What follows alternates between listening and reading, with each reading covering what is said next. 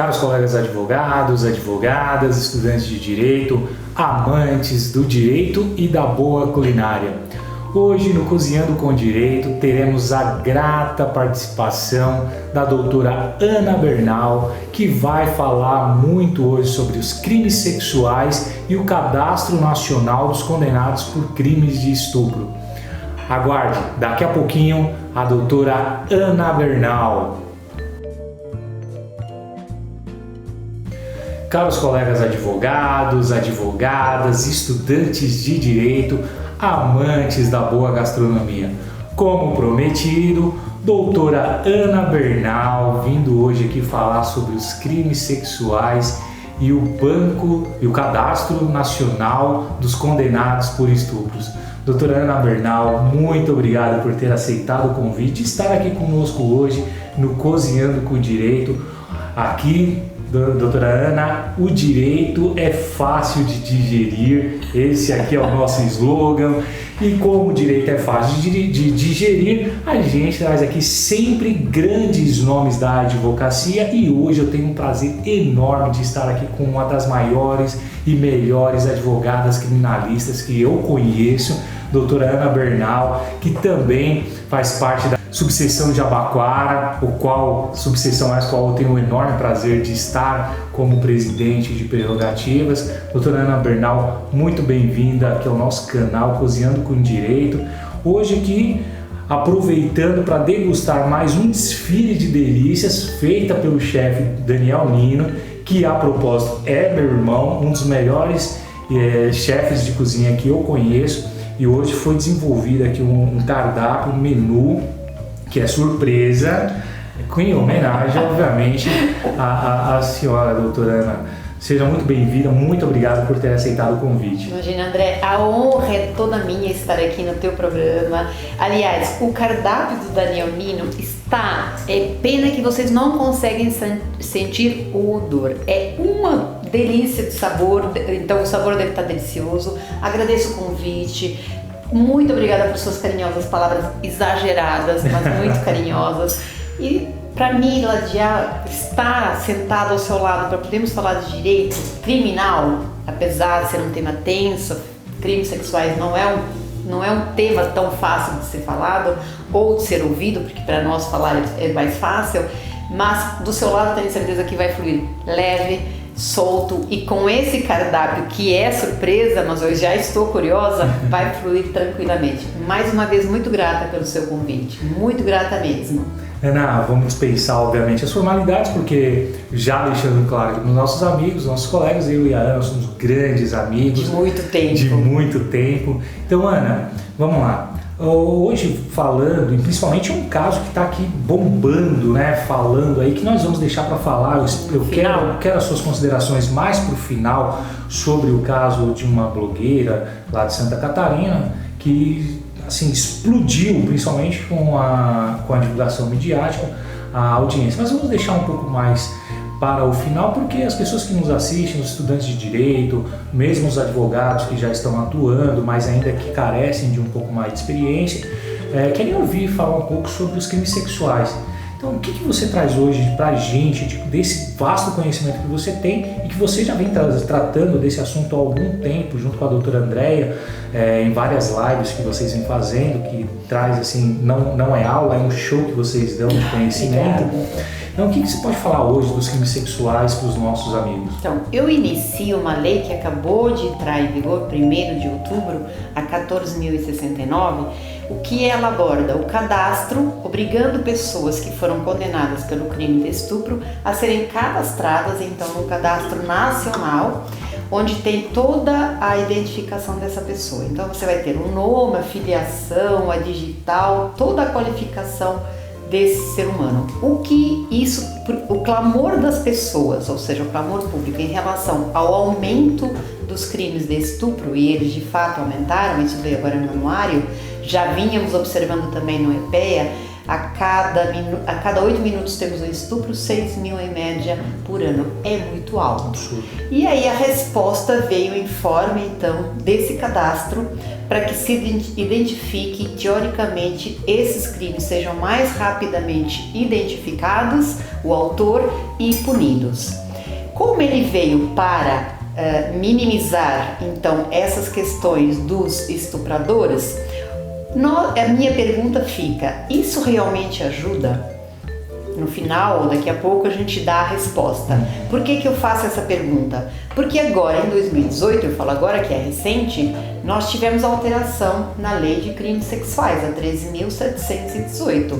Ela veio para majorar penas de crimes sexuais, para termos uma celeridade nessa investigação, e foi incluído também novos crimes caracterizados até então não eram crimes, não eram punidos, como aquele caso do ato libidinoso em ônibus, que foi um clamor também público muito grande, que todas as pessoas se insurgiam, mas como assim esse senhor praticou o ato libidinoso lá no ônibus, ou seja, a ejaculação, ele vai, paga a fiança e sai. Realmente, naquela época, ele respondia pelo artigo 61, que é de contravenção penal. Então, o juiz não tinha como apená-lo de forma distinta.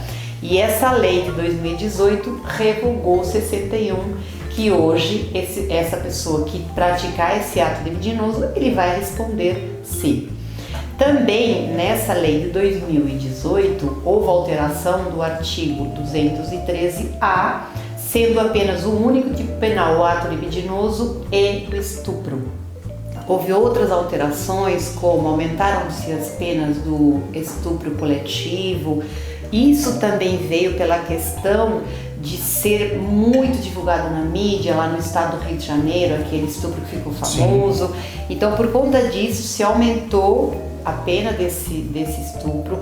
Também do estupro corretivo. Para quem não sabe o que é o estupro corretivo, é quando alguém submete, é muito comum em relação a mulheres que são homossexuais, e que esse estuprador obriga essa mulher a uma relação sexual heterossexual, na tentativa de que essa pessoa se converta e comece a gostar das relações heterossexuais. Eu vou fazer uma pequena intervenção, mesmo porque também Sim, eu vejo que você quer experimentar essa entrada, que aliás está belíssima e gostosíssima. Ana, tem uma questão, essa é uma curiosidade que muita gente tem mesmo, porque é uma expressão pouco usada, pouco conhecida, que é o estupro corretivo, que é um absurdo, né, do ponto de vista ético, do ponto de vista até mesmo científico, porque a escolha ou a opção sexual de cada um, isso é natural da pessoa, né? Inclusive até escrevi um artigo sobre a teoria queer, falo um pouco sobre isso também. E mais uma questão que aos meus olhos, talvez, das pessoas que estejam nos assistindo, essa tentativa de igualar o ato libidinoso com o próprio estupro. Se a gente pegar as lições de Beccaria, ele diz o quê? Que a punição para o crime ele tem que ser tanto maior quanto maior o grau do ato, né? Do ato em si. Então você colocar uma lei, né? Ao fazer uma alteração legislativa, eu entendo, sou extremamente me compadeço inclusive desses traumas que a mulher sofre, mas uma coisa é você punir, ou melhor, tentar evitar para que o ato não ocorra, que esse é o ideal, é que na verdade não exista nem o ato libidinoso, nem o próprio estupro, né, a violação contra a mulher, contra a pessoa, na verdade, porque o estupro ele pode ser cometido também contra o homem.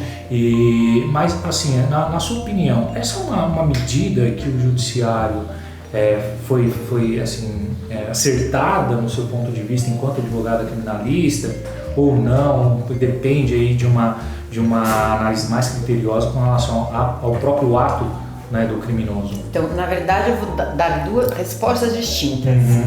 Concordo com você, a conduta, se é mais grave, ela tem que ter uma pena mais grave, mas o Brasil prende muito e prende mal, nós sabemos disso. Se prendesse muito, mas ao menos prendesse bem, estaríamos dando uma resposta efetiva. O que acontece ou você somar essas duas penas com a mesma... Foi uma resposta que foi dada pelo alto número de crimes de estupro, esse crime que é abominável, sem dúvida alguma. A resposta que o Estado deu foi essa. E por isso que nós temos que ter muita cautela, porque nem o processo penal e nem o Código Penal nem o processo penal podem servir de resposta ao clamor público. Eles têm sim que ser mantidos sempre ali como defesa dos direitos e garantias do cidadão, jamais ultrapassar para uma resposta dada ao clamor público. E na verdade essas respostas, quando vêm nessas medidas, acabam nem tendo efetividade assertiva. Está comprovado de que o Código Penal, ou seja, a legislação penal em si aplicada aos crimes e aos criminosos de estupro, não está dando resposta punitiva, não está dando uma resposta positiva. Ou seja, a punição por si só, aumentar-se a punição por si só, ou ser mais rígido na punição, não se mostra na redução dos crimes.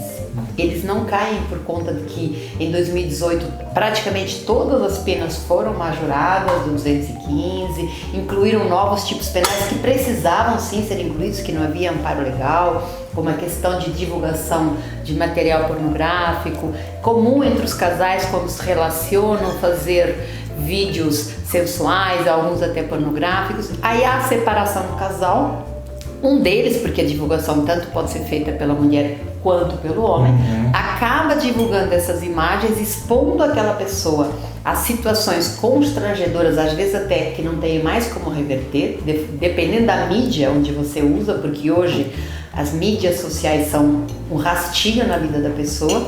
E aí o que acontecia anteriormente, que você não podia punir essas pessoas. Então hoje existe uma punição, inclusive quando há uma relação de intimidade entre o casal que precede esse ato de divulgar essas cenas pornográficas, a pena é mais grave.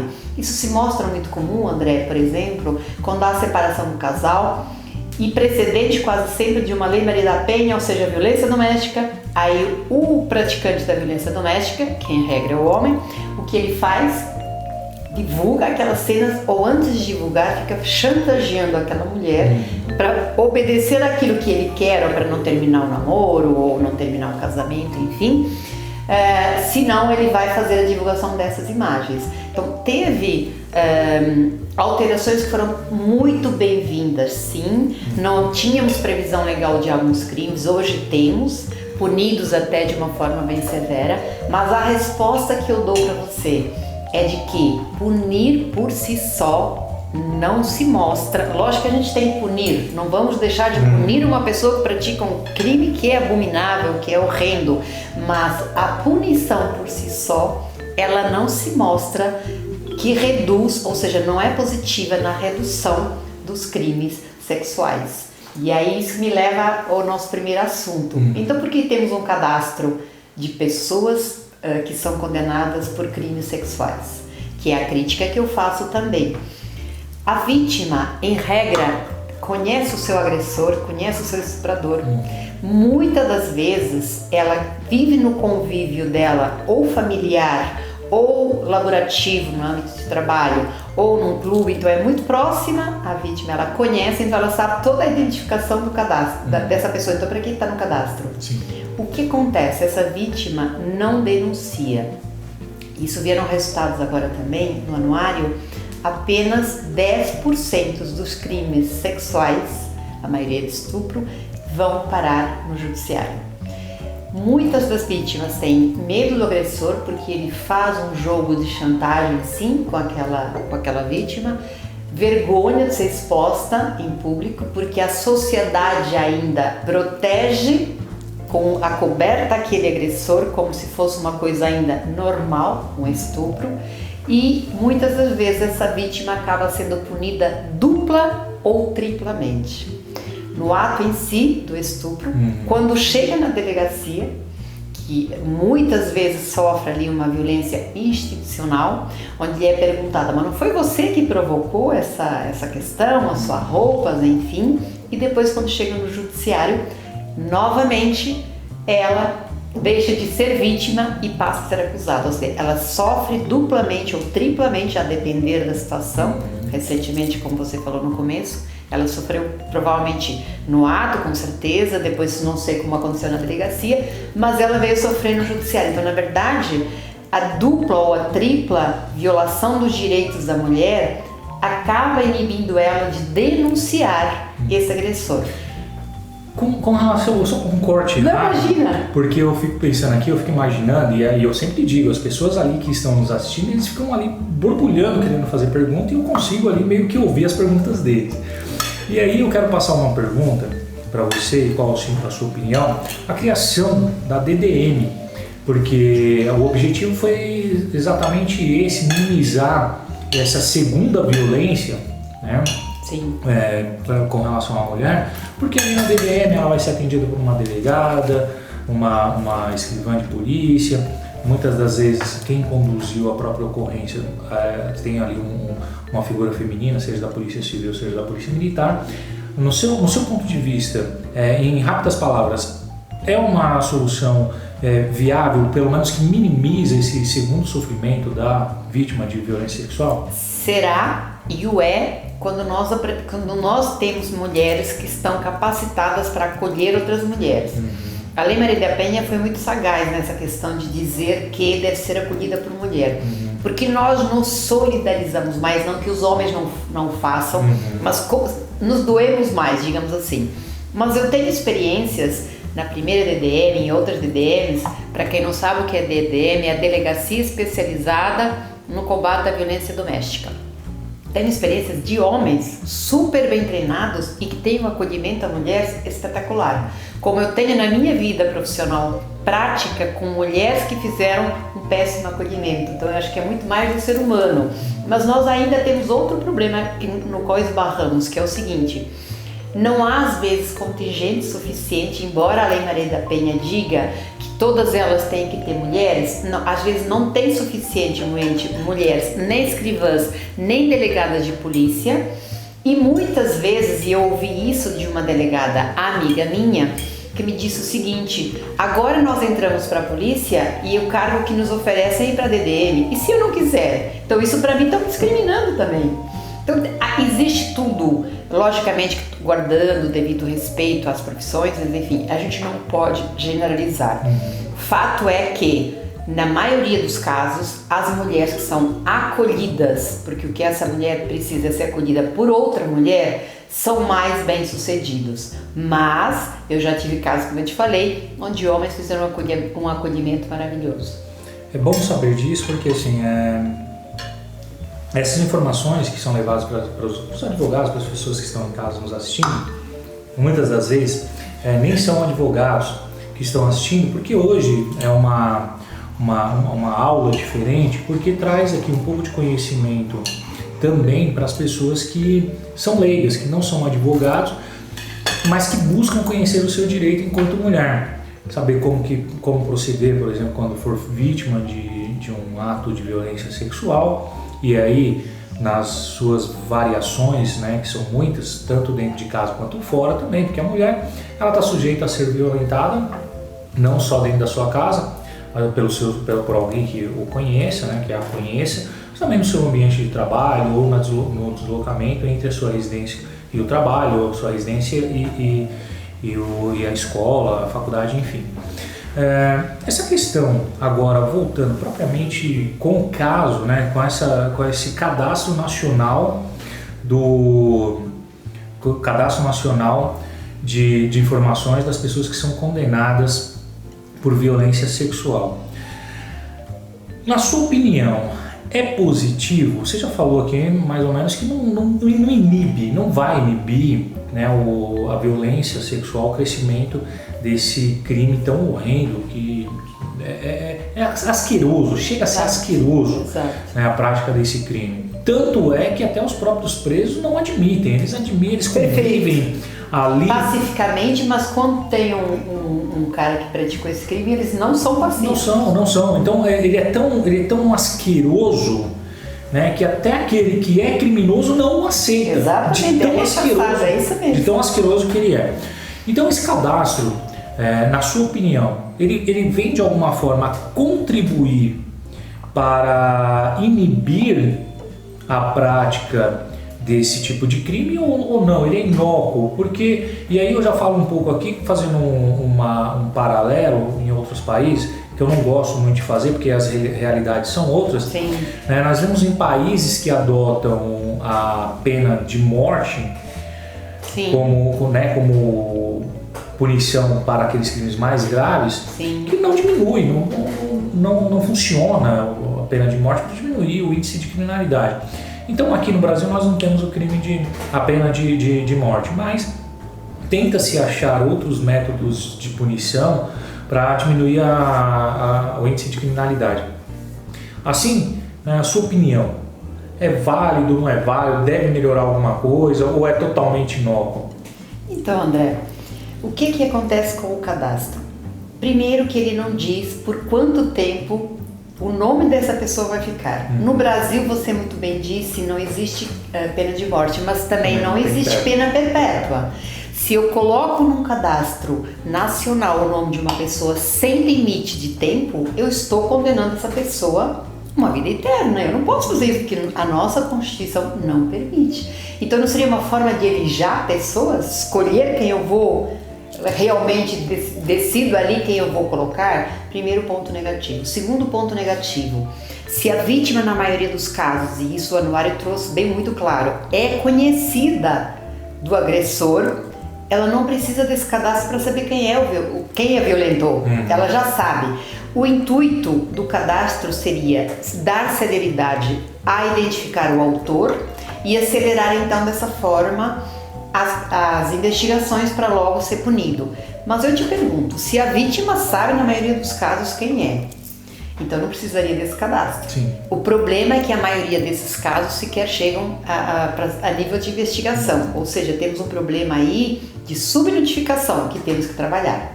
E como que a mulher se sente mais à vontade para denunciar? Ela sendo atendida e tendo seus direitos respeitados. Ela não tem. Isso, a mídia mostra isso com muita frequência. Então eu entendo que a resposta que foi dada pelo judiciário, pelo clamor público que existiu dos altos números de estupro, não foi eficaz. Ela deu uma resposta, nós sabemos que se chama política criminal. Sim. Mas eu entendo que a resposta não foi efetiva. Os números não vão baixar por conta desse cadastro e eu vejo um problema aí, e acho que você também concorda comigo, como um grande criminalista que você é, de nós estarmos realmente deixando pessoas ali uma vida eterna, sob pena de nós estamos violando os direitos dessa pessoa. Porque nós não temos permissão na nossa legislação brasileira de punir uma pessoa a vida inteira, não existe pena perpétua no Brasil. Exatamente. E aí como ficam os direitos desse criminoso? Ou não, às vezes vai lá porque houve até uma absolvição, mas ele entrou lá. E depois, como fica a vida dessa pessoa? Ele vai ficar a vida inteira sendo punida? Não é permitido na nossa legislação. Então não vejo eficácia realmente, isso não diminui crimes, foi uma resposta equivocada. Teríamos outras formas de dar uma resposta de política criminal, mas essa não foi assertiva. No caso desse banco, há também a coleta de DNA. Há também a coleta de DNA. E aí vai a minha pergunta para você, a sua opinião com relação a essa coleta de DNA, essa manutenção nesse cadastro nacional do DNA, né, da pessoa, e a questão das falhas probatórias que nós temos com relação não só à coleta de material, porque a gente sabe que hoje com o advento da alteração que teve trazida pelo pacote anticrimes, que alterou o artigo 158, principalmente o artigo 158B do Código de Processo Penal, que fala agora quais são os métodos de coleta, preservação, transporte, enfim, até o descarte da prova. E aí onde que está a questão, o descarte dessa prova com relação a esse cadastro nacional. Mas você só vai responder daqui a pouco, porque nós vamos fazer uma pequena pausa, porque essa entrada está muito boa, mas nós queremos o prato principal, e com o prato principal vamos então voltar com a resposta dessa pergunta e continuar falando aqui um pouco mais sobre os crimes sexuais e o Cadastro Nacional de Pessoas que são condenadas por crimes de estupro. E lembrando sempre, conosco o direito é fácil de digerir. A comida também.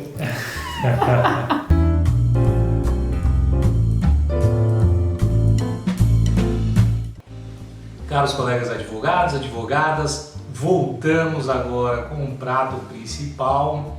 Doutora Ana Bernal, é uma casa portuguesa, com certeza. Com certeza. Para quem não conhece, para quem não sabe, a doutora Ana Bernal é portuguesa e hoje o Cozinhando com Direito quis fazer uma homenagem, merecida homenagem à doutora Ana Bernal. Temos aqui então um belo bacalhau, fizemos porque eu estou avocando a mim, mas não foi eu que fiz. É da família. O chefe Daniel Nino nos presenteou aqui. Ao final ele volta, ele vem falar como é que ele faz todas essas comidas. Isso é bom porque eu quero aprender. Então ele vem falar pra gente o que ele serviu. Então hoje fez um bacalhau que tá um cheiro delicioso, tá maravilhoso esse prato aqui principal que o chefe Daniel Nino fez, harmonizando muito bem com esse vinho também escolhido por ele. A gente não divulga o vinho porque ainda não somos patrocinados, mas uma delícia, foi afianço, garanto que é um vinho branco escolhido a dedo para harmonizar com esse prato. Foi gelado à medida também para poder estar aqui trazendo um pouco de refrescância durante a nossa conversa, o nosso bate-papo. Mas doutora Ana, vamos lá, sofrendo um pouco aqui ainda, porque nós vamos ainda continuar com essa aula. E aí vem essa questão da manutenção então desse banco de dados nacionais das pessoas que são condenadas por crime de estupro. Como é que fica então essa manutenção desse DNA? Até quando que ele fica mantido nesse banco de dados? Essa lei não previu nenhuma dessas situações, ela apenas diz que a partir então de 1 de outubro, qualquer pessoa que seja condenada pelo crime de estupro passa a ter os seus dados dactiloscópico, enfim, todos nesse cadastro. Qual forma que ser armazenado, quem acessa, é só a polícia? É todo mundo? Não sei, porque a lei não fala, é omissa, e por isso eu digo, e a minha crítica vai aí, porque eu acho que essa lei realmente não traz a eficácia que ela se propõe, que é dar celeridade à investigação dos crimes de estupro. Penso eu, por tudo que eu já falei na primeira parte do nosso programa, que não será atendido o seu objetivo e ainda criaremos um problema sério. Como você bem disse, temos aí violação de direitos dessas pessoas. Então, claro que nós também já falamos, é um crime que choca todos nós, é um crime bárbaro, mas penso eu que não é a nível penal que nós vamos resolver isso. Eu acredito que nós vamos resolver com medidas socioeducativas. O que acontece, André? Muitos desses homens que praticam o crime de estupro, eles acreditam que essa conduta é normal. Eles são anormais? Não, é outro erro que nós idealizamos o estuprador, aquele homem mau, com cara de bravo, feio. E o estuprador às vezes está dentro de casa, a gente sabe disso, porque também existe estupro entre marido e mulher, para quem não sabe. Até porque o crime de estupro está lá bem claro, é o uso da violência para manter uma relação sexual ou um ato libidinoso. Então, se há violência, pouco importa entre quem está caracterizado o estupro. O problema sério como nós falamos também na primeira parte, a vítima não tem segurança para denunciar. O agressor, quando tem essa prática, geralmente ele é acobertado pelo manto ou da família ou até da própria sociedade. E isso nós vimos muito recentemente num caso de um jogador de elite, um esportista de elite, que foi condenado num país fora do Brasil, há 8 anos me parece, pelo crime de estupro, e ele veio para o Brasil e foi contratado pelo um clube aqui do Brasil. Ele parece que só houve obstáculo à contratação ou rescisão do contrato, que não temos detalhes, ou pelo menos eu não os conheço, quando os patrocinadores não os quiseram mais patrocinar, até pelo clamor público que houve. Então veja, o que nós extraímos disso daí?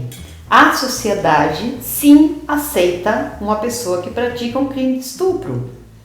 Se ele já foi condenado, ok, nós somos criminalistas, sabemos que pode haver recurso, pode reduzir a pena, mas então, se há um clamor, se os números de estupro são altos, se mulheres continuam sendo estupradas, o que você tem que fazer? Então aguarde a decisão final lá do seu processo. Se lá for absolvido ou se houver uma pena insignificante, enfim, nós vamos rever, mas por enquanto não seria o normal? Para mim, sim.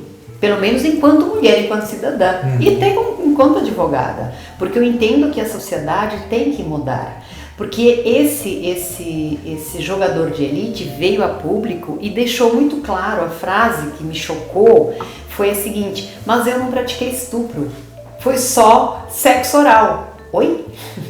Lá no 213 está escrito lá que o estupro seria praticado com sexo anal, oral, vaginal? Não, isso nem existe mais a necessidade da penetração como era anteriormente, isso pela lei que veio em 2018. Então, a concepção que esses homens têm é de que a mulher, lógico que não é para todos os homens, mas esses homens que praticam os crimes de estupro, a mulher é um objeto de desejo. E o homem tem que parar de ver a mulher como objeto de desejo. Ela é um ser humano que merece todo o respeito como merece um homem, né? Direitos iguais, a equidade, na verdade. Então eu penso que na hora em que esse infrator, esse criminoso, mudar um pouco o conceito em relação ao que é mulher, o que é ser mulher, e a sociedade mudar também o conceito. Existem lares que criam seus filhos, enfim, sua prole, sem ensinarem o respeito à mulher. Todos nós temos mãe, ninguém nasceu de chocadeira. Então, ao menos que parem para pensar que a gente deve respeito a uma mãe, se não tem o respeito bem definido em relação à mulher. Então começa muito por a cultura machista, a cultura do estupro. Esse termo nasceu também no Rio de Janeiro, quando houve também um caso de grande repercussão na mídia. Esses casos acabam ajudando a gente a trazer essas coisas à tona, e aí colocaram a cultura de estupro, que significa que a mulher é desacreditada, então ela foi violentada, mas todas as pessoas em sua volta tendem a não acreditar na fala dela, tendem a tratá-la como acusada e depois acobertam um agressor. Isso é uma cultura de estupro que depois de que tudo isso acontece, como que essa mulher tem apoio para ir numa delegacia e denunciar aquele estuprador? Não tem. Então a sociedade precisa mudar, Dinho. Eu acredito que é muito mais cultural hoje do que legislação. Como nós falamos, em 2018 nós tivemos penas mais graves para praticamente todos os crimes sexuais. Crimes que não eram apenados começaram a ser apenados, crimes que não tinham previsão no código entraram e tem previsão. Então eu entendo hoje que nós temos uma legislação que ampara praticamente todas as situações. Eu falo praticamente todas, porque sempre se inovam algumas. Mas o que nós não tivemos e não temos ainda é a mudança cultural. Perfeito. Ana, eu vou fazer uma breve intervenção, mesmo porque também você dá tempo de você experimentar esse prato. Com relação, nós temos muitas pessoas que estão nos assistindo que pela riqueza do tema e a sua importância, muitos não são advogados. E para esses e essas pessoas que nos assistem, as mulheres que nos assistem, fica aqui boas aulas, né, de como tratar, se caso for vitimada por esse tipo de crime, como agir. Mas também nós somos advogados criminalistas, muitas das pessoas que estão nos assistindo são estudantes de direito, são advogados criminalistas, são estudantes que intentam ingressar na área criminal. E fica uma dúvida para nós advogados, que é a questão da única prova em muitos casos de crime de violência sexual, que é a palavra da vítima. E isso, para nós que somos advogados, é um tormento muito grande. Porque muitas das vezes, e eu tenho muito respeito pelas mulheres, é uma questão aqui, uma opinião objetiva, né, ou melhor, subjetiva, uma opinião própria que eu não dou, porque eu sou advogado criminalista, então a partir desse momento, de um momento, a gente tem que analisar a questão de um viés legal, né? Então a questão da prova única para condenar uma pessoa por crime de estupro. Sabemos que muitas das decisões, né, apoiadas naquele carimbaço que diz, primeiro, que a vítima não teria motivos para poder mentir, que o crime de estupro é o tipo de crime que é cometido geralmente sem que haja um testemunho, né? Então a palavra da vítima toma aí um fortalecimento, uma importância, se agiganta muito grande, né? E aí nós tivemos, você falando de um jogador famoso, nós tivemos um caso de um jogador famoso que foi, a princípio, acusado por uma moça de que teria praticado sexo com ela sem a autorização dela, sem que ela quisesse. Mas, por sorte desse outro jogador, houve uma filmagem e não foi bem assim que aconteceu. Tanto é que durante a investigação, ainda na fase inquisitorial, o delegado se convenceu de que o crime não houve. Então nós temos aí casos distintos, né? Que até a própria pessoa fala, o próprio jogador fala, eu não cometi o crime de estupro porque na visão dele, a prática que ele teve com a moça não seria tido como estupro. Mas também nós temos casos e casos e casos que pelo menos chegam aos escritórios e a gente tende a acreditar um pouco no cliente, no que ele diz, de fato ele não cometeu o crime. E é fácil de se implicar uma pessoa nesse tipo de crime, por quê? O que precisa? Fazer um exame. Então, quer dizer, se você tem um exame que comprova, primeiro, que houve a relação, então está ali materializado a conjunção, teoricamente, a conjunção carnal. Outra, se houve ejaculação, está lá o material genético, né, que vai ser coletado e óbvio que se fizer um exame de confronto genético vai comprovar que aquela pessoa de fato esteve com a vítima. E aí vem a questão de muitos casos que a gente vê, que é ou pessoas que tendem a se vingar de um ex-cônjuge, por isso você alertou que muitos dos crimes de estupro o autor é conhecido, né? Então tem algumas por vingança, às vezes por não querer um relacionamento, às vezes por descobrir que a pessoa teve uma relação extraconjugal, encena toda uma situação que de fato leva a crer que houve um crime, mas que na verdade não houve. Então como que fica na sua concepção, assim, na sua ideia enquanto advogada criminalista, e aqui também a sua opinião enquanto mulher, porque isso é muito importante. Hoje nós trazemos aqui a doutora Ana Bernal, além de ser uma excelente advogada, por ser mulher também, é uma advogada que tem uma imparcialidade grande. A gente entende, que nem eu falei, eu sou solidário, fui criado somente por mãe e por irmã. Eu sei disso. Você sabe disso, você conhece a minha história. Não tive a figura paterna. E, então eu tenho sobrinhas, muitas sobrinhas, né? Não tenho nenhum sobrinho. Então eu tenho um respeito muito grande pela mulher. Sim. Tenho um respeito muito grande pela mulher. Mas a gente vê na labuta diária da atividade criminal e por vezes tem casos que não é bem isso que foi relatado pela suposta vítima. Não. Bom, ele tem mesmo respeito pela mulher, senão eu não era amiga dele. Bacalhau tá uma delícia. Respondendo. De fato, nos crimes, não só nos crimes sexuais, na violência doméstica também a força da palavra da vítima, ela é muito forte, é muito grande. Mas se você me perguntar por si só, ela pune alguém, numa fase inicial de inquérito, enquanto você não colheu provas, isso até pode ser levado em consideração para quê?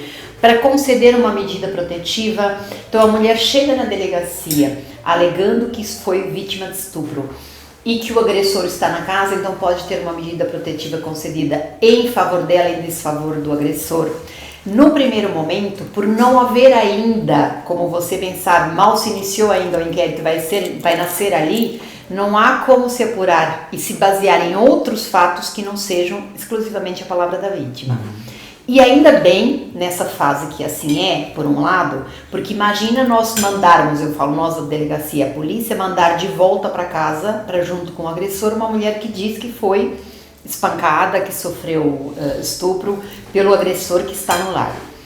Agora, eu sou advogada não só de vítima, mas eu advogo também para o agressor. Nós somos advogados e nós sabemos o quanto é importante uma prova. Dificilmente, André, em todos os casos que eu atuei, nós conseguimos a condenação única e exclusivamente pela palavra da vítima. É um conjunto. A palavra dela não pode ficar disforme de tudo o resto. Se isso acontecer, raramente você chega à condenação. E aí a perspicácia do advogado criminalista, a importância de ter um olhar diferenciado para isso. Porque o que acontece? Se a vítima relata uma história, então, estou falando, é a palavra dela, tudo bonitinho, mas aí você começa a ouvir uma testemunha, e a testemunha, o testemunho daquela pessoa não é exatamente igual, já começa aí a ter uma divergência. Aí cabe a nós, advogados, enquanto atuantes, justamente trabalhar nesse sentido. E muitas vezes o laudo vem positivo, mas por si só poderá não ser o suficiente. Nós temos a prova disso agora nesse crime de estupro, que veio à mídia, que todo mundo, segunda-feira ou terça-feira, que não se falava de outra coisa. Aliás, eu não consegui trabalhar o dia inteiro, por tantas pessoas me ligando e me perguntando, indignadas pelo que aconteceu, como assim? Justamente aconteceu isso. Se deu valor à prova daquela vítima no primeiro momento, ele foi acusado do crime de estupro, e crime de estupro vulnerável, aqui para quem nos assiste e não sabe o que é, o crime de estupro de vulnerável, não precisa haver resistência da vítima. Então a vítima pode até falar que sim, como você bem sabe, mas se ela for menor de 14 anos ou estiver sob efeito de algum bebida alcoólica ou algum psicotrópico, entende-se que essa vítima não tem condições de anuir com aquele ato e é considerado estupro ainda que ela fale sim. Então fica um alerta também para os jovens, não é só o não que impede um crime, porque a mulher nessas condições menor ou, por exemplo, sob efeito de álcool, é considerado estupro. E foi o que aconteceu com ela. Tá, Ana, esse caso eu quero que você comente durante a sobremesa. Nós vamos fechar com esse caso, com o seu comentário. Vamos. E nós temos aqui no nosso canal, durante o nosso bate-papo, o momento dica. O momento dica é o momento em que eu falo assim, olha, para quem está em casa, as meninas que são mais organizadas, as meninas vão pegar agora a caneta, aquela canetinha que tem glitter, sabe aquela canetinha que tem glitter? Aquela canetinha que tem cheirinho de moranguinho, tutti-frutti, que tem o desenhinho para as meninas mais ou menos da nossa idade, então aquela caneta que tem o desenho dos ursinhos carinhosos, né? Para as meninas que já têm um pouco menos de idade, né, 20 anos, 25 anos, elas vão pegar a caneta com o desenho das superpoderosas. Superpoderosas. Então, isso tudo para dar tempo de pegar lá. Então, dica para as meninas. E os meninos nós somos um pouco bagunçados, então só pega a caneta Bic, faz um rabisco assim e escreve aí, dica da doutora Ana Bernal. Então, Ana, sua dica então para esses meninos que saem na balada, para essas meninas que saem na balada, que gostam de ficar oferecendo bebida para menina, vocês não estão colocando droga, não estão colocando nada. Só tá pagando um drink e aí começa a conversar, depois sai da balada com a menina e vai, né, momento love song depois da baladinha. Pode ser, né, pode ser acusado de estupro. Pode ser acusado de estupro. Se encaixa no estupro de vulnerável que eu acabei de identificar. Então, meninos em especial, atenção para os meninos, homens, caneta vermelha, grife, ponham glitter também. Quando vocês saírem com uma menina que tem a aparência de menor de 14 anos, aí até um cliente outro dia eu dei essa orientação, que o defeito acusado por esse crime, falou, agora eu vou ter que pedir o RG. Se for para sua segurança, peça. Porque ao menos, se o RG for falso, não tem problema, fotocopia assim, olha, ela me apresentou um RG falso. Quem praticou o crime de falsidade ideológica foi ela e não você.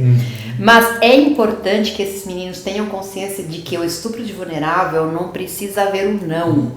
Que é comum, se eu forçar a relação, de fato é o estupro. Mas nesse caso, não precisa forçar a relação. Ela pode estar dizendo sim, saiu da balada, tomou um drink, depois alega ou realmente estava inconsciente, porque nós vemos os dois lados. Ela pode alegar depois, ou naquele momento ela não está em condições de realmente discernir aquilo que ela quer. E aí acorda do coma alcoólico, digamos assim, e percebe que foi estuprada. Então, cuidado para os meninos e as meninas também.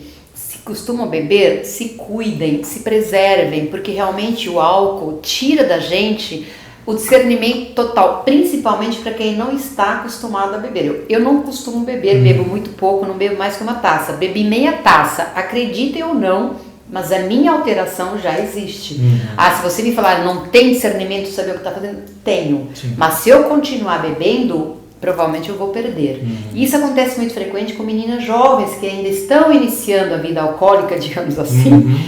Facilmente vem a uma embriaguez, tem uma relação sexual, quando ela percebe, acordou com a pessoa do lado, isso é considerado estupro de vulnerável.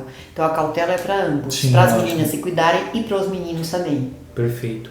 Essa dica da doutora Ana Bernal. E Ana, eu vou fazer uma pergunta agora para você, porque está bombando, isso aqui está explodindo nas mídias, todo mundo está comentando. E infelizmente muitas pessoas que não têm conhecimento técnico jurídico, não são advogados, não são estudantes de direito, são pessoas que até estudam direito, e isso é mais lamentável ainda, fazem uma análise do caso, primeiro, sem conhecer profundamente o caso, e segundo, sem olhar o caso sob a luz legal. Isso que a gente precisa debater. Nosso canal aqui tem a responsabilidade de levar conhecimento maduro, conhecimento sério do direito para aquelas pessoas que estão nos assistindo. Então, Ana, eu vou fazer a pergunta, nós vamos finalizar aqui o nosso prato principal e você responde com a sobremesa. Perfeito. Então a pergunta é, primeiro, foi tão divulgado, não foi analisada essa questão na sentença, mas foi alegado pela mídia. Estupro culposo, existe ou não existe? Você vai responder daqui a pouco. Estupro culposo, essa figura, esse tipo penal, existe ou não existe? Segundo, a pessoa que alega o estupro, ela tem que provar que houve estupro ou não, quais são os meios que ela tem que utilizar, o que o judiciário hoje entende, né, da questão da violência sexual. Se há necessidade, da violência sexual, entre aspas, aí eu entro na questão específica do ato libidinoso. Precisa ou não precisa haver a conjunção carnal? Nós sabemos aí que recentemente, pelo menos aqui no estado de São Paulo, houve uma decisão, salvo engano, não lembro se dessa semana passada, do TJ de São Paulo, que fala que para que haja o estupro deve haver a conjunção carnal, contrariando, a meu ver, o dispositivo legal. E aí traz para a gente, advogado, uma certa insegurança jurídica e como que a gente explica isso para o cliente, né?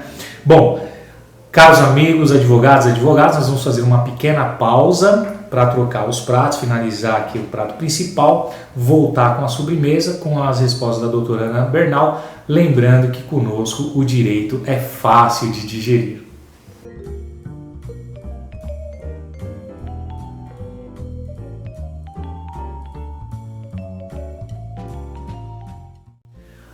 Amigos advogados, estudantes de direito, amantes da boa culinária, estamos voltando agora com essa obra de arte aqui produzida pelo chefe Daniel Amin, a sobremesa.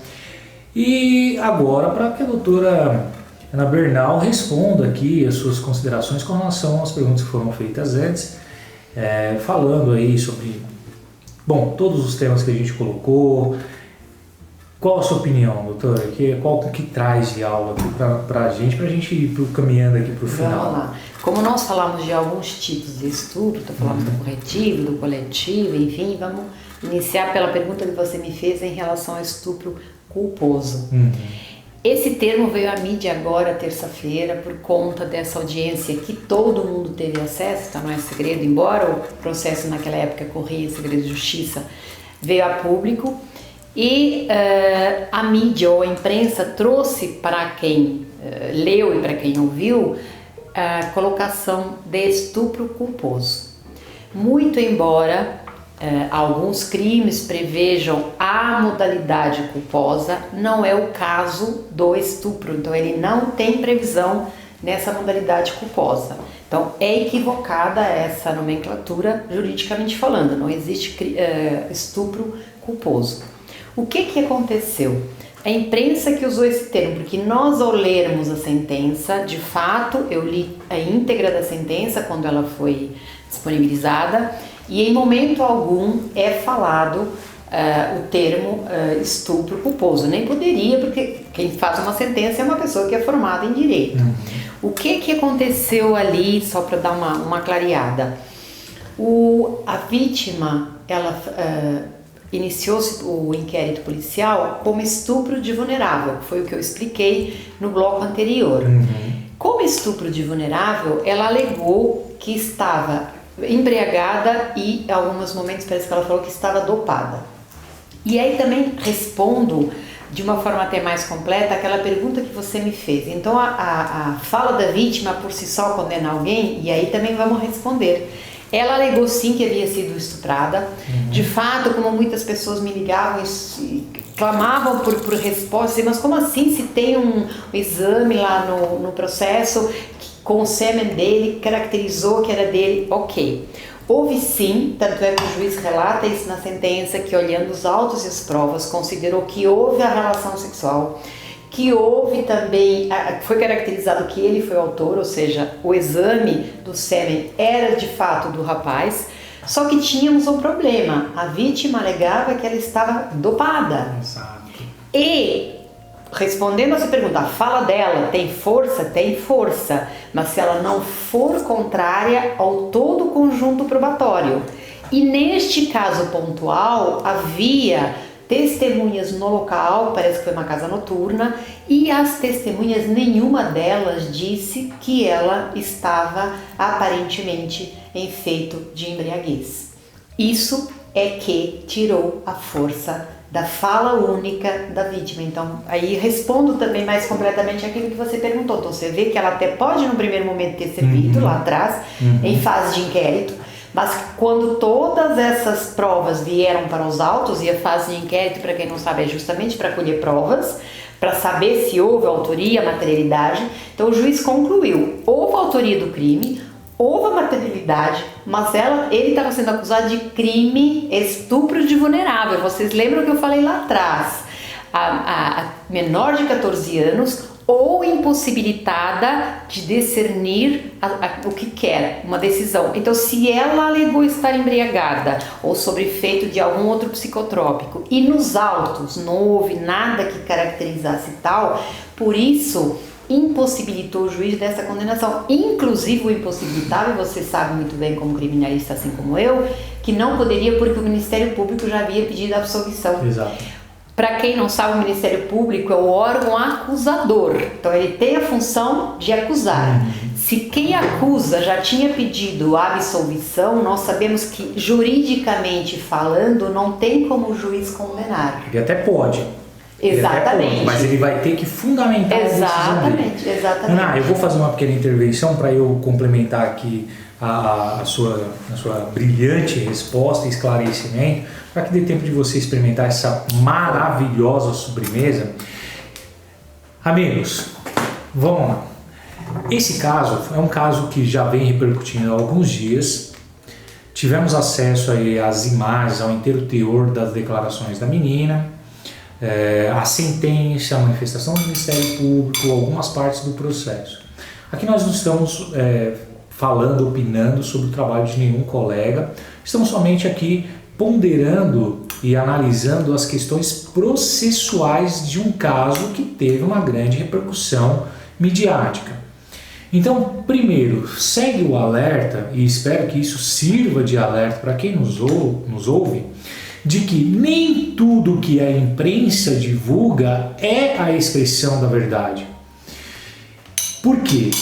Essa nomenclatura, esse tipo penal, entre aspas, que foi veiculado do crime de estupro culposo, é uma construção fictícia criada pela mídia. Em nenhuma página do processo existe essa ficção jurídica, não existe esse termo técnico jurídico. Por quê? O crime de estupro, ele necessita da vontade de cometer esse crime. Então ele é doloso, ele não cabe à figura culposa. Em alguns crimes cabe a figura culposa. Entretanto, no crime de estupro não existe essa possibilidade. Então, primeiro, que essa construção e essa nomenclatura não é dos autos. Então não cabe aqui crucificar o juiz, crucificar o membro do Ministério Público ou mesmo o advogado, falando que esses atores processuais criaram esse tipo penal inexistente. Então isso não consta da decisão, não consta em nenhuma página do processo. Então é uma construção midiática. Cuidado quando os senhores comentam alguma coisa com base nessa fake news. É fake news. Exato. Cuidado com o que vocês falam, cuidado com o que ouvem e acabam reproduzindo. Então nada melhor do que um advogado criminalista e muito melhor ainda o conhecimento dos autos para poder externar qualquer tipo de opinião. Porque se de um lado temos uma ação que pode ser entendida como reprovável com relação à inquirição da testemunha, que não se confunde com a questão do mérito do processo, também é reprovável desqualificar o trabalho de um magistrado que, a nosso ver, trabalhou dentro daquilo que foi juntado aos autos. Pelo menos pelo que eu li, da análise que eu fiz, o magistrado não se afastou 1 milímetro das provas que foram produzidas. E aí vem a segunda questão, né? Nós repudiamos veementemente o crime, seja ele qual for, e com muito mais força, com muito mais ênfase, esse tipo de crime, que é um crime totalmente, extremamente horrendo, que é o crime de estupro. Mas, como eu provoquei a doutora Ana Bernal e brilhantemente ela respondeu com relação à questão da prova única da palavra da vítima, ou melhor dizendo, da palavra da vítima como prova única. Nesse caso específico, a prova, olha só o conjunto probatório, ela declara, enquanto força probante, num primeiro momento durante a instrução do inquérito, de que ela foi vítima de violência sexual. Ok, prova inicial para poder fazer nascer o inquérito policial. Só que a produção probatória continuou. Então vem a segunda prova, confronto genético. Deu match, legal, combinou. DNA da pessoa que supostamente cometeu o crime com o DNA encontrado nas vestes da menina. Só que a versão dela, ao nosso ver, começa a cair por terra a partir do momento que ela fala: olha, eu não quis, mas eu não quis porque eu gritei ali e falei que não queria, mas é porque eu estava embriagada ou drogada e por conta disso eu não tinha a condição de falar sim ou não, ou pelo menos de lembrar se eu autorizei ou não. Aí continua a produção probatória. Da mesma forma que foi feito um exame técnico por um perito que nada tem a ver com o processo, que não tem interesse nenhum no processo a não ser produzir a prova, independentemente de quem seja o acusado ou o acusador, ele exara ali, ele faz um laudo a partir do que ele tem. Então foi coletado o material da menina e foi feito um exame que não constatou nem vestígios de consumo de bebida alcoólica e nem vestígios de nenhum tipo de droga conhecida.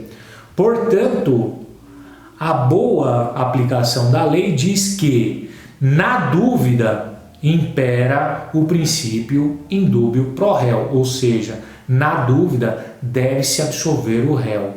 Então, nesse caso específico dessa menina lá de Santa Catarina, a Marina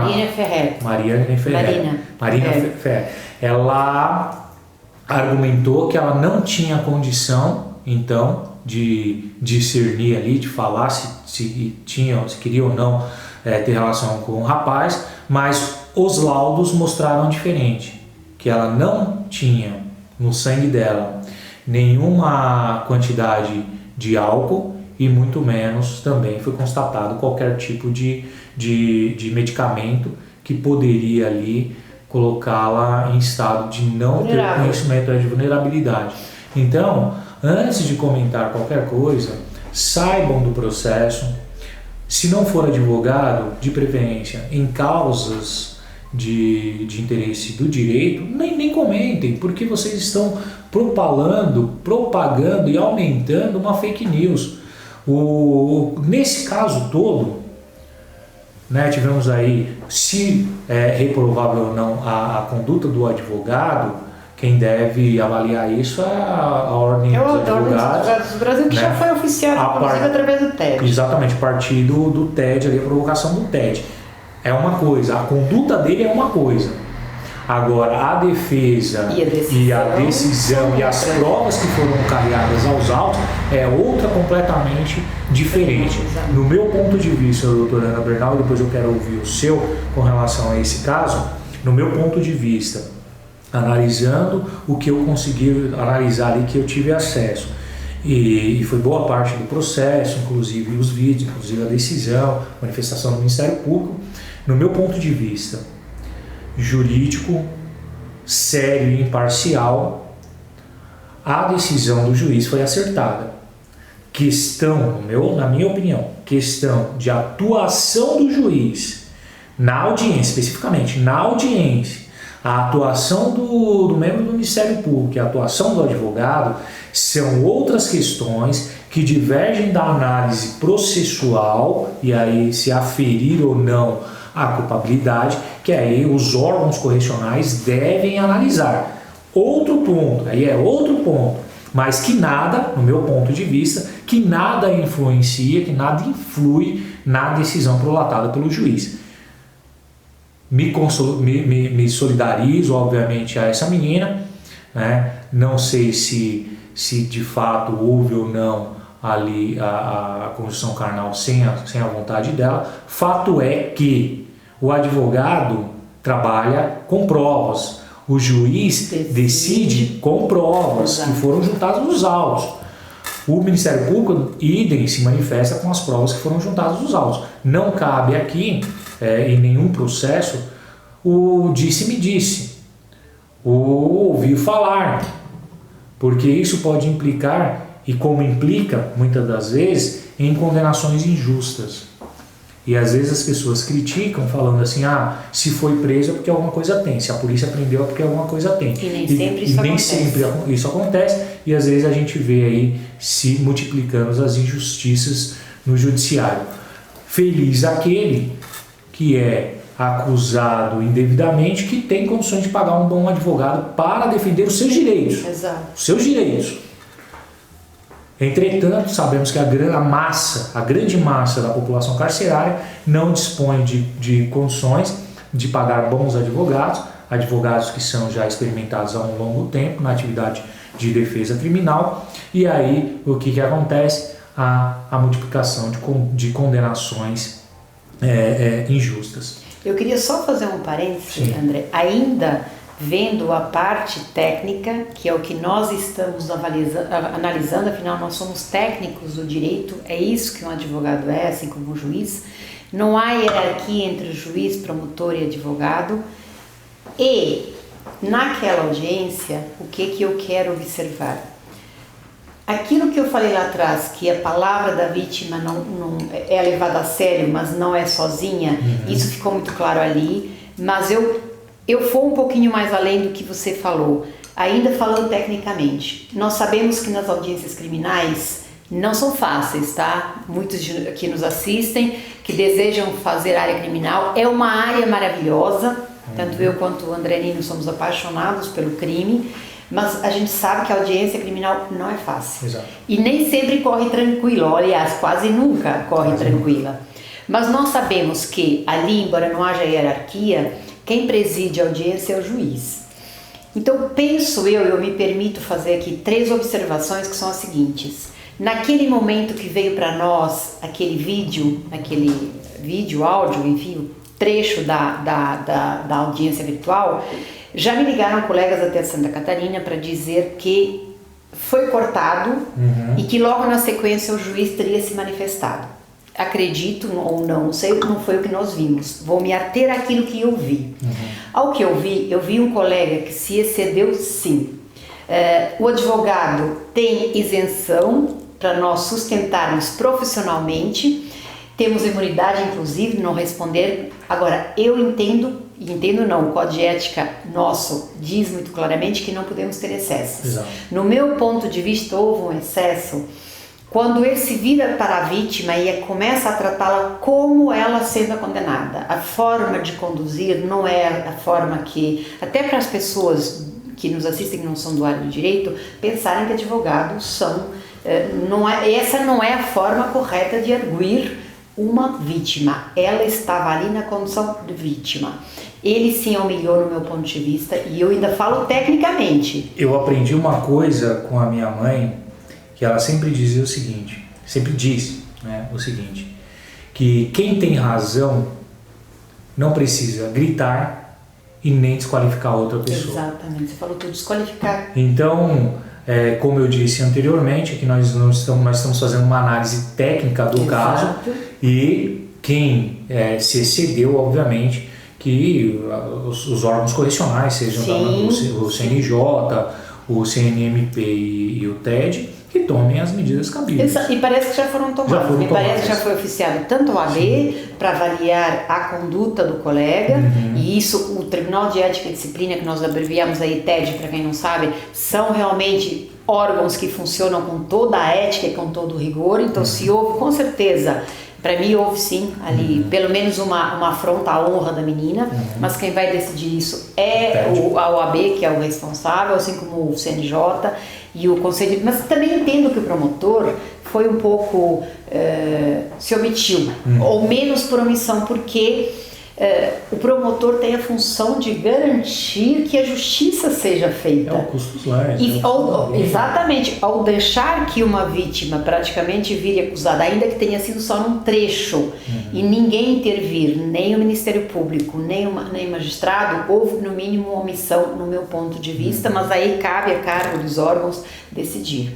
Um alerta que eu faço aqui também importante: é comum a população se insurgir contra nós advogados quando nós recorremos a tal, que eles falam, é recurso que não acaba mais. Muito bem, aqui temos uma clara demonstração do quão é importante. Se Marina se sente constrangida e se sentiu que aquela sentença não foi justa, eu também acho que não foi. Tecnicamente tá tudo ok, como o Dr. Nino falou, e eu também concordo, mas acho que não foi justo, é o meu ponto de vista.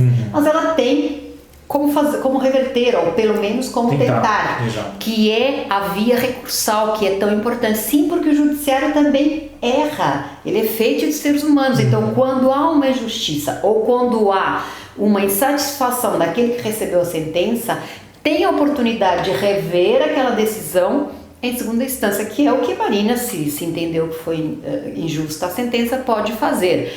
Eu não sei se tinha ou não advogado, foi uma pergunta que me fizeram muitas... Parece tinha. Então, muitas pessoas me fizeram essa pergunta, eu falei assim, olha, na gravação não deixa claro. Sim, tinha um quarto homem lá, e segundo, agora tem uma gravação completa da audiência, já está disponível, tem um pouco mais ou um pouco menos, coisa de mais ou menos 3 horas, é extenso. Sim. Então a gente consegue ver o todo ali, todo o contexto onde que chegou naquele trecho que foi inicialmente divulgado. Por isso que eu falo, toma cuidado com o que você fala, porque às vezes se você tirar o texto do contexto, né, implica, aí você transforma às vezes a Chapeuzinho Vermelho em Lobo Mau, né? Então eu aconselho para quem tiver acesso a assistir toda a audiência, quem tiver acesso, e for advogado principalmente, tiver acesso a todo o material que já foi feito o requerimento de levantamento do sigilo, faça, analisem, serve inclusive como laboratório para saber, você advogado, estudante de direito, como não deve agir num tipo de caso desse. No meu ponto de vista, que quem mais falhou foi a mídia por ter inventado um tipo penal que não existe, e reafirma que quem inventou esse tipo penal do estupro culposo foi a mídia, se não me falha a memória, o site Intercept, né, que fica uma crítica aqui, porque uma coisa é livre expressão, é louvável, tem que ter mesmo, mas tem que ter com responsabilidade, porque da mesma forma que talvez uma má decisão ou uma exposição da imagem da menina é prejudicial a ela, um tipo penal criado também dessa forma que foi feito é uma responsabilidade com a figura do membro do Ministério Público, do membro da magistratura e do próprio advogado. E aqui só com relação à questão do processo, não estou discutindo aqui a conduta de nenhum deles, que isso daí obviamente cada órgão correcional vai analisar, mas é uma responsabilidade muito grande da mídia, porque da mesma forma que destrói a imagem da menina, e nesse caso quis fazer o contrário, destruiu de forma leviana, de certa forma, a imagem do judiciário, na pessoa do juiz, do membro do Ministério Público, na figura do membro do Ministério Público e da própria advocacia, na figura do advogado. Eu penso que hoje a mídia, né, na internet hoje, todo mundo tem informação, tem acesso à informação de tudo, mas infelizmente me parece que no Brasil não é sempre de qualidade. Não é bem aproveitada, porque as pessoas aproveitam para expor sua opinião de algo que não conhece. Eu, por exemplo, se amanhã ou depois tiver um erro médico, eu não vou expor a minha opinião, mesmo porque também eu não tenho conhecimento técnico na área da medicina. Então cada um fique restrito à sua área. Né? E você é advogado, se for comentar alguma coisa, se não for da sua área, porque eu também não comento nada da área trabalhista, por exemplo, porque não tenho conhecimento nenhum na minha especialização, se eu for comentar alguma coisa, eu comento tecnicamente da área criminal e processual penal, criminologia e constituição. Acabou, minha área é restrita. Ana, muitíssimo obrigado por você ter vindo hoje dar esse show de conhecimento.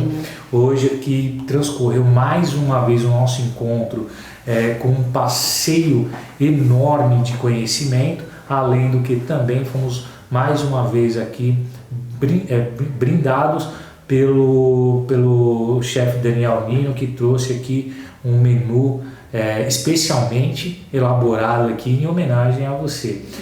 Fica aqui aberto o espaço para suas considerações finais e logo na sequência nós voltamos com o chefe Daniel Nino, depois das considerações da doutora Ana Bernal, para explicar para a gente o que foi servido hoje. Ana? André, eu queria só, ainda em relação à questão da Marina Ferrer, fazer aí alguma observação da seguinte maneira. Apesar daquela terça-feira ter sido uma terça-feira triste, porque é triste você ver o judiciário com o nome imaculado, um crime se existe, se não existe, ver uma menina tão jovem passar por todo aquele sofrimento quando ela clama, excelência, por favor, eu só quero respeito, isso dói demais. E eu me solidarizo com toda certeza com a Marina, inclusive, como eu disse, a via recursal ainda é cabível, eu me coloco em à disposição, não sei se ela já tem advogado, se não tiver, a fazer pro bono, pro bono, para quem não sabe, é de forma que não se cobra, por ser uma questão jurídica muito importante, mas por ser uma causa que eu defendo muito, como o André sabe. E como defensora que sou dos direitos da mulher, logicamente que eu não poderia deixar de dizer que, ao mesmo tempo que foi triste, foi feliz, porque nós vimos muitos grupos de mulheres chamando a atenção de o quão é importante nós pararmos com a cultura de estupro. Isso foi muito falado e voltou a se falar, então esse é o lado positivo. Você viu muita gente engajada na tentativa de sanarmos um crime horrendo, horroroso, abominável, que ainda é tão presente na nossa sociedade. Me curvo às lágrimas da Marina, que me doeram demais, que deve ter sido muito difícil ela passar por aquilo que ela passou. Estou me referindo à situação dela ser arguida daquela forma como ela foi quando ela era vítima e a colocaram ali de uma forma como se ela estivesse sendo acusada de alguma coisa. Então isso, com toda certeza, minha solidariedade é total. Me curva as lágrimas dela, mas as lágrimas de todas as mulheres que já passaram por situações de estupro, que é um dos crimes mais dolorido para a mulher. Então, recebam a minha solidariedade e incentivo a todas as mulheres. Que forma que nós acabamos, porque a gente falou de tantos problemas, que né, o crime do estupro, chegamos à conclusão que é muito cultural. Uma das formas é as mulheres ocuparem as políticas públicas, os cargos ditos, entre aspas, masculinos, que não existe isso, são de quem os quer ocupar. Sim. Então, mulheres, avancem, vão para as políticas públicas, vão para os espaços que são de todo mundo, e é dessa forma que nós conseguimos mudar a mentalidade machista, retrógrada e misógina, que infelizmente é o que leva ao crime de estupro, que foi o que começou esse belo jantar, que agradeço ao Daniel Nino. Vocês não têm ideia como ele manda bem nessa cozinha. Essa sobremesa fechou com chave de ouro, com bolinhas de diamante. Espetacular. Gratidão imensa, André, pelo convite, por me abrir um espaço para poder falar de algo que, apesar de ser tão dolorido, porque é dolorido falarmos de um crime tão abominável, mas tão relevante, e infelizmente em fase de crescimento e expansão, aí que diz nos programas é o anuário. Muito obrigada, estou sempre à disposição. Uma honra ladear essa mesa com essa cabeça brilhante que o Dr. André Nino. É de fato uma honra estar ao seu lado. Me sinto extremamente honrada e sempre que precisar, estou à sua inteira disposição. Mais uma vez, gratidão imensa. Muito obrigado, Ana, por ter aceitado o convite, por ter dado esse show de conhecimento. E eu tenho certeza que, para quem ficou nos assistindo agora até o final, saiu enriquecido com um pouquinho de conhecimento que você trouxe hoje dentro desse oceano de conhecimento que você tem na atividade criminal, aí na sua labuta, os anos que você já tem aí lutando e defendendo principalmente a mulher vítima desses crimes tão horrendos. A gente volta daqui a pouco para a parte final, onde que o chefe Daniel Nino ele vem aqui explicar o que trouxe pra gente nesse jantar maravilhoso.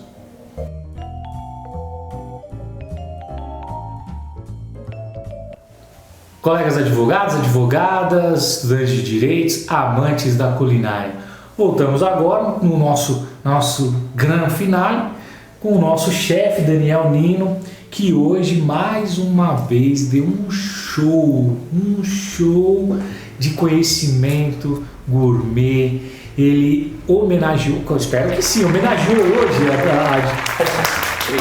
Muito bem. Homenageamos hoje a doutora Ana Bernal e com pratos aqui desenvolvidos, um menu desenvolvido pelo chefe Daniel Nino para homenagear hoje a nossa convidada e o país de origem dela.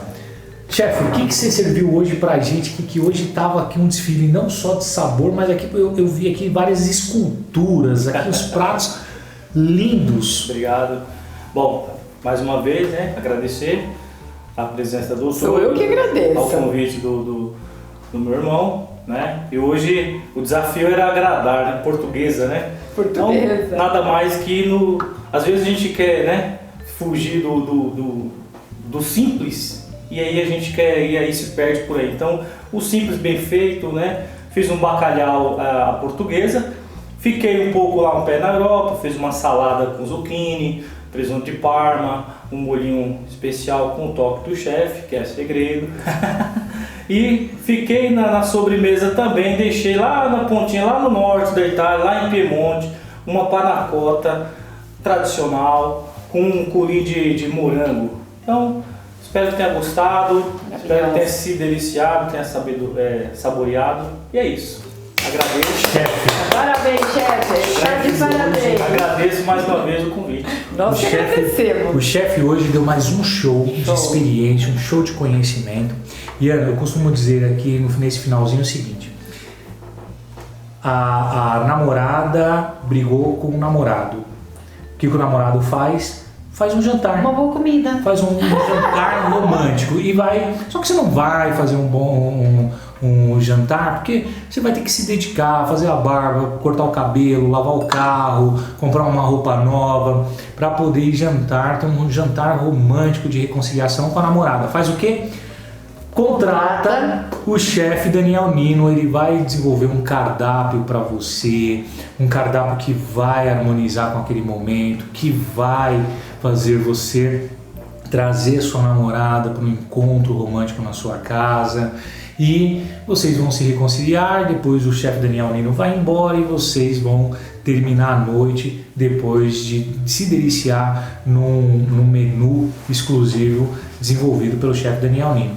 Tem o seu escritório, quer fazer um encontro com os seus funcionários, com os seus estagiários, contrata o chefe Daniel Nino, ele vai preparar um menu, uma salada, uma entrada. Se for somente o coquetel, ele prepara o coquetel para você recepcionar, homenagear os seus estagiários, os seus colaboradores no seu escritório. Quer fazer uma festa de casamento, uma festa de grande porte, contrata o chefe Daniel Nino. Nós vamos deixar aqui embaixo o contato do chefe Daniel Nino. Você advogado, você advogada que tem alguma coisa para falar sobre direito, quer comentar algum caso, tem uma tese que você desenvolveu, quer trazer, quer levar um pouco de conhecimento para os advogados, para os estudantes de direito, quer vir participar do nosso encontro aqui do Cozinhando com Direito, também vai ficar aqui embaixo o nosso contato. Entre em contato, saiba como participar e venham fazer parte então desse time que é o Cozinhando com Direito. Muito obrigado a todos vocês, lembrando sempre que conosco o direito é fácil de digerir. Muito obrigado, muito obrigada Ana, muito obrigado Dani. Agradeço. Até o próximo encontro, um grande abraço a todos vocês.